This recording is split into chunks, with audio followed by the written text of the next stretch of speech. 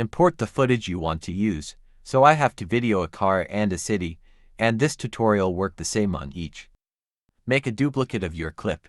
So you can hold the Alt key and drag and drop on top to create your duplicate, or you can also copy and paste. Now select your duplicated clip and go to Remove Background under Video on the Editing panel. Then select Custom Removal. Now draw on the objects that you want and Capcut AI will select the object for you.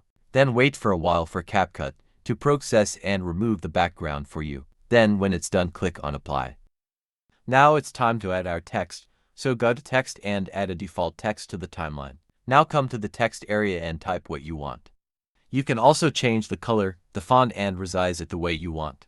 Now before your text will go behind the building, place your text in your video. You can resize your text and also add some animation to it. But it's a personal preference, so this is how to put text behind anything in Capcut.